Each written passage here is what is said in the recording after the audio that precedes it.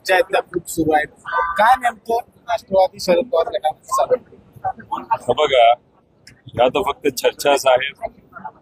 याच्यावर कुठलाही निर्णय घेतला गेला नाही. त्याच्याच बरोबर ऑफिशियल पार्टीकडनं कुठलीही बैठक याच्यावर घेतली गेली नाही. पवार साहेबांनी आमच्यापर्यंत कुठलाही संदेश हा दिला नाही.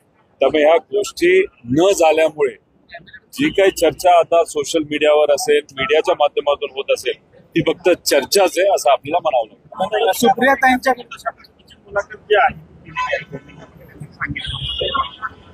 हे बघा, 10 आमदार आहेत. ठराविक जे आमदार आहेत त्यांना नक्कीच वाटत असावं की कामं झाली पाहिजे, कामं करण्यासाठी सत्तेत हे गेलं पाहिजे. अशा प्रकारची कदाचित ठराविक आमदारांकडनं चर्चा ही झाली असावी आणि त्या चर्चेबद्दल आदरणीय पवार साहेबांनी त्या जे काही न्यूजपेपर आहे त्या न्यूजपेपरच्या मुलाखतीमध्ये आदरणीय पवार साहेब बोलले असावेत असं मला म्हणावं. याबद्दल तुमचं मत काय होईल? जाणं योग्य आहे की नाही? तुमचे मत दाखवायचं. हे बघा, पवार साहेबांनी हा प्रश्न जर विचारला पक्षाचे प्रमुख म्हणून, नक्कीच माझं मत तिथं मी मांडेल. पण आता या चर्चेला इतकं मोठ्या प्रमाणात ताकद मीडियाच्या माध्यमातून असेल तर सोशल मीडियावर मिळाली आहे, तर मला असं वाटतं की आता या बाबतीत काय बोलणं योग्य ठरणार नाही.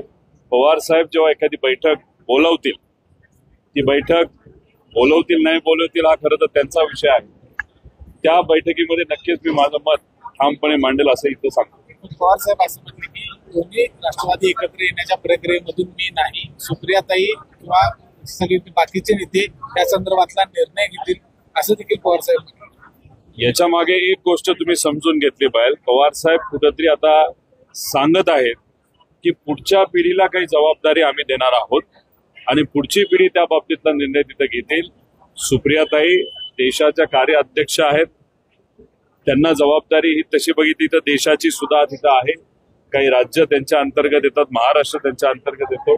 तर सुप्रियाताई जेव्हा या बाबतीतली चर्चा आमच्या बरोबर करतील, मी स्वतः असेल, माझी आमदार असतील, अशा अनेक नेत्यांबरोबर, नाहीतर आमदारांबरोबर, नाहीतर पदाधिकाऱ्यांबरोबर, तिथं त्या चर्चेत काय होतंय आणि काय निर्णय घेतला जातो ते नक्कीच मी आपल्या सर्वांना सांगेन. महाविकास आघाडीबद्दल सक्रिय नाही असं सुद्धा पवार साहेबांच्या सांगितलं. पवार साहेबांचं मत असं असावं जे काही प्रमाणात आमच्या सगळ्यांचं आहे. म्हणजे आम्ही लढायला तयार आहोत. सुनील भाऊ इथं आहेत आणि असे अनेक पदाधिकारी आणि माजी आमदार आणि काही आमच्या पक्षाचे आणि इतरही पक्षाचे जे महाविकास आघाडीमध्ये आहेत त्यांचं सगळ्यांचं मत आहे की आज या महाराष्ट्रामध्ये अनेक अडचणी सामान्य लोकांना सोसाव्या लागत आहेत.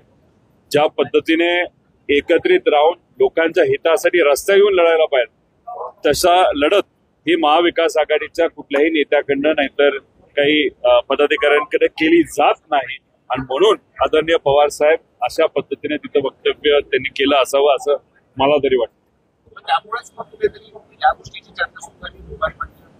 आता गेल्या 10 दिवसामध्ये 22 तारखेपासून, गेल्या महिन्याच्या 22 तारखेपासून आपण जर बघितलं तर राजकीय कार्यक्रम सर्वच पक्षांनी कमी केलेले आहेत. कारण का देशामध्ये जी घटना आता घडलेली आहे आणि त्याच्यात आपले जवान जे आपल्या सर्वांसाठी सीमेवर लढत आहेत, त्यामुळे जवानांना पाठिंबा देण्यासाठी आपण सर्व देशवासी एकत्रित तिथं आलेलो आहे आणि याच्यात राजकीय कुठलीही चर्चा होऊ नये, राजकीय कुठलाही कार्यक्रम होऊ नये अशी भूमिका महाविकास आघाडीने आणि सर्वच पक्षांनी त्या ठिकाणी घेतल्यामुळे गेल्या 22 तारखेपासून आतापर्यंत कुठंच काही घडत नाही हे आपण सर्वांनी तिथं बघितलेलं आहे. त्यामुळे देश प्रथम नंतर पार्टी अशी भूमिका कदाचित सगळ्यांनी तिथं घेतलेली आहे. आपल्याला बघावं लागेल की पुढच्या काही दिवसात काय होतं. एकदा शांतता जर देशामध्ये तिथं आली, महाराष्ट्रात तिथं आली, तर मग महाविकास आघाडीच्या वतीने लोकांच्या हितासाठी आम्ही सर्वजण रस्त्यावर नक्कीच उतरू असा शब्द या ठिकाणी देतो.